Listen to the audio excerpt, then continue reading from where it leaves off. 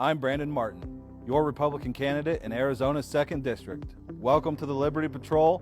Mount up.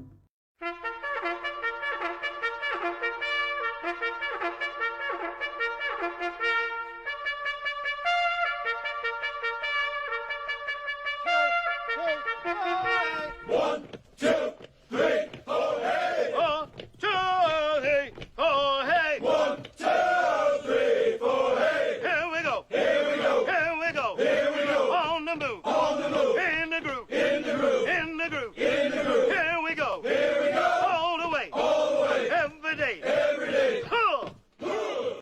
Today on the Liberty Patrol, we're going to be speaking with Jacqui Clay, Superintendent of Cochise County Schools. Jacqui is a native of Queens, New York, retired Army Command Sergeant Major of 25 years, lived in Arizona for 17. She's been an educator for 15 years, serving as a teacher, assistant principal, director of career and technical education. Mrs. Clay currently serves as a superintendent of schools in Cochise County. Her responsibility spans 21 school districts and over 22,000 students. She has been recognized as Teacher of the Year, CTE Administrator of the Year for the state of Arizona, and is a CTE Fellow. Mrs. Clay was also nominated for Sierra Vista's Women in Action Award and featured in a book, Gratitude Revealed, a tribute to women and an undaunting commitment and humility.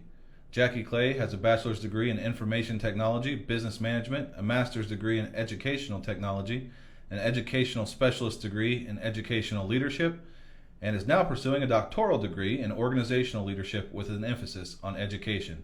She currently lives in Hereford and is married to her husband, James D. Clay. They have 7 children and 20 amazing grandchildren. Jacqui, Governor Ducey has called an end to the school year. And what has been the response from teachers and staff from beginning of coronavirus issues until now? And what are the concerns you're hearing from them? The overall response first is, how am I going to take care of my students? How am I going to take care of my babies? We still have work to do. And then how am I going to keep them safe? So, educators, they have a mission, but they also have a mission of love to take care of their students. So that right there, it was carrying them. And then, of course, I'd like to get paid. And that's not just for teachers, but educators that are or educate support people like our bus drivers and our paraprofessionals. And so there was a lot of things going through their minds. They have calling and heart for education. They want to keep the kids safe. They want to educate the kids. And then, am I going to be working at home? Am I going to be working in school? All these things were going through their heads. How am I going to work with the parents? So if you think that it was just the teachers having this hard time, think of the amazing educational leaders we have in Cochise County. And I will have to tell you that we have all come together. This has brought us closer together. We communicate very closely. We have what you call WhatsApp, and we can talk to each other if we find anything out, if there's any new information.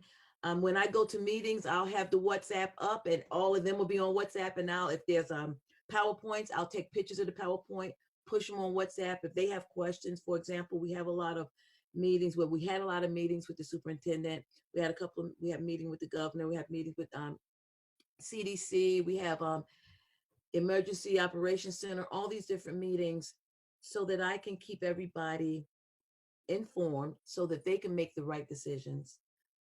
We have come together as a family. We have common goals. We found out we have a lot in common personally, and we're just moving forward. I did ask these questions when I pushed these questions out to the educational leaders, because I think I told you once before, a lot of these questions are very individualized and personal as far as each of the districts and the schools are concerned.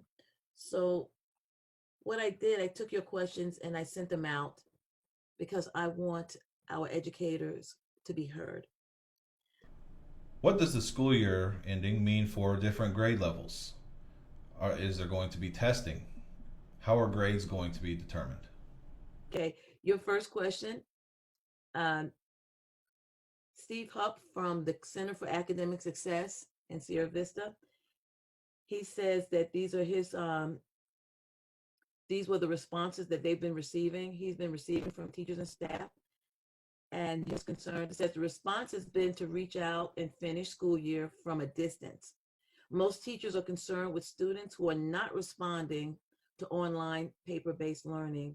They're calling parents but not getting a response, and they're unsure of what to do. They do not agree with passing the student along for not doing anything while others are working for a grade. So I'd say with this one school or school district, because Center for Academic Success is many schools, they're right now, their problem and their concerns is just getting the parents to reply.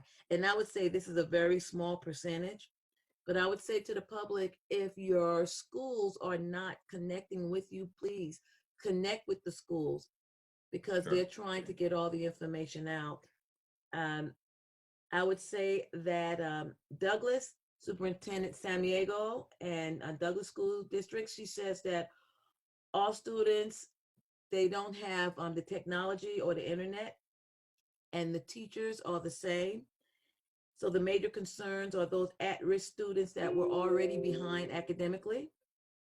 And we know that students who are 2 to 3 years behind will regress even more. So some of Douglas's concerns is that they may not have the technology to do the things that they need to do. Okay, and I will tell you that a lot of these things are being addressed by a lot of our companies, a lot of our technology companies. I would definitely have to give a shout out um, to Valley Telecom. Valley Telecom is helping the schools as far as um, hotspots, communications, and they've even given $10,000 to Bowie to help them. Wow. I know Valley Telecoms, Cox Cables, a lot of the other ones, and then we're getting some new ones coming in that are just coming out of the woodwork saying, what can we do to help? We even had someone talk about putting hotspots on school buses and putting the school buses strategically in different places in the county so that there's hotspots. So we are really, really working hard. You have Pep Tech. They said, again, their primary focus is the students who they can't get to that are not coming to the schools and who don't have the technology. So they're looking at the remote instruction. Um, so I would say, as far as technology, your first question, the concern is getting the information to the students, either using technology or using the packets.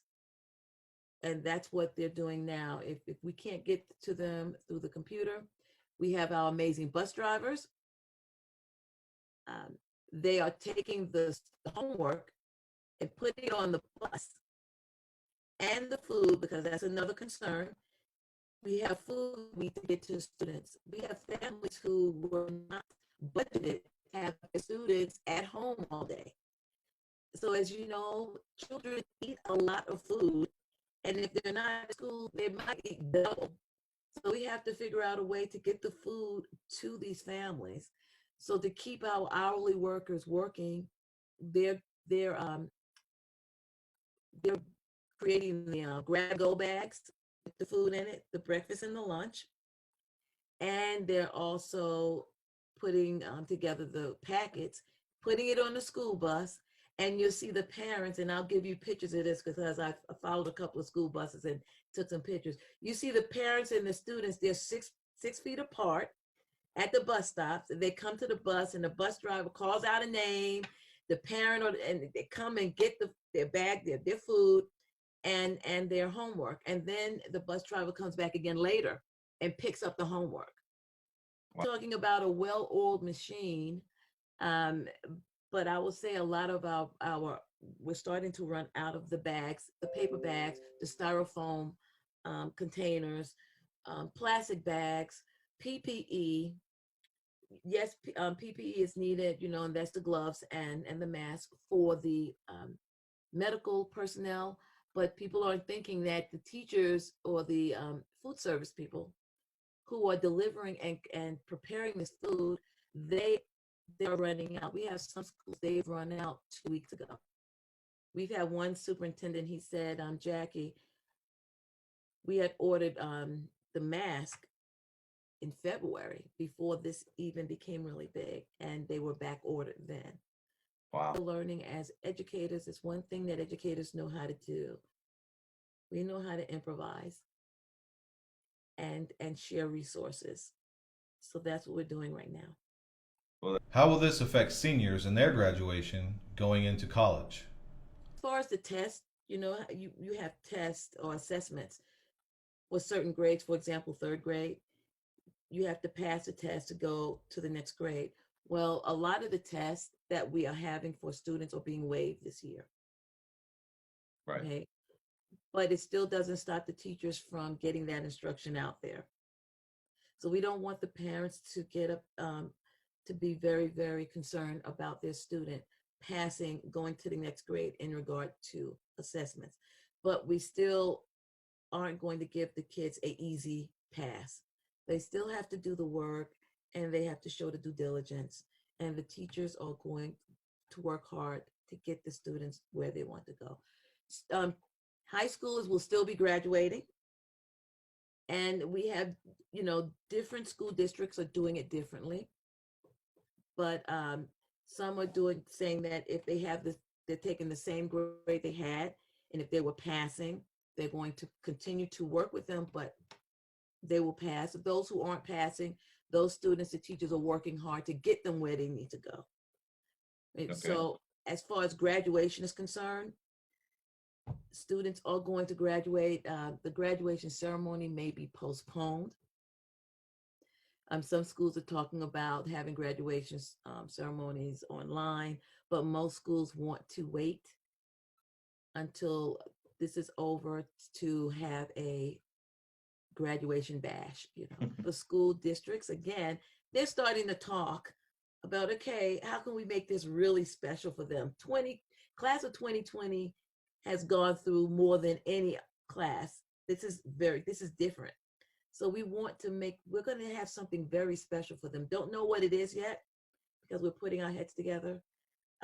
But this was very stressful for our graduating class. Sure. But again, as far as assessments are concerned, those are being waived. No assessments this year. But we will continue to strive to get our kids to where they need to be for the next school year. Well, Sometimes living in rural Arizona, there is technology and transportation challenges. What areas of improvement have you identified that we can address moving forward and correct? As far as technology, increasing the broadband capabilities down here in rural areas, we've had a lot of projects to get that accomplished, but it was slow moving. It wasn't on the plate of a lot of it wasn't number one. Now I believe that because this has happened, now we're going to have the same, there's going to be equity now between rural and urban. And the rural schools and communities now will understand that, yes, we need the broadband capability. We need kids to have their computers. It doesn't mean that the computers are going to be their babysitters, but this is the way of the future. Our kids need to know how to get information quickly, not only to memorize it, but how to get it quickly. And if they don't learn how to do these things while they're in school, when they graduate, they're going to be behind everyone else. So one of the things is just increasing our broadband capability, and possibly some of our providers maybe bringing the price down some, so that, and I see this happening now, bringing the price down some and increasing the bandwidth, so that when you go to a school, when they go on their computers, it's not slow. Now, because of this, it's becoming a big deal across the county because we're using the packets. But when we have students who have the technology, you have teachers doing what we're doing right now. Hey, Johnny, how you doing? I'm fine, Miss Jane. Well, what's going on with this? It looks like you're not understanding this right here. Why don't you bring your mother on board and let's go ahead and talk about this together. That, so you're getting more of the collaborative, oh, I'm sorry, more of the collaborative effort, more of the collaboration when you're using technology than as a packet, just here's a packet, because we don't know. So I would see that technology is important. It doesn't take the place of, it's just a platform of education. And I think that now across the board, people are understanding that. So we're not saying put this student in front of the computer all day, but it is a way to communicate. You know, it is a way for the students to take charge of their education by doing certain things and seeing the outcome on the computer right away and talking to the parents, say, I got this wrong, can you help me out? So if we teach, and I think that's one of the things, computers came around so quickly that we didn't have time to teach the educators educational technology. You have your regular technology, but educational technology is totally different. Educational technology is not putting a kid in front of a computer. It's understanding what blended learning is. It's understanding when to pull back with the education or with the computers and when to move forward.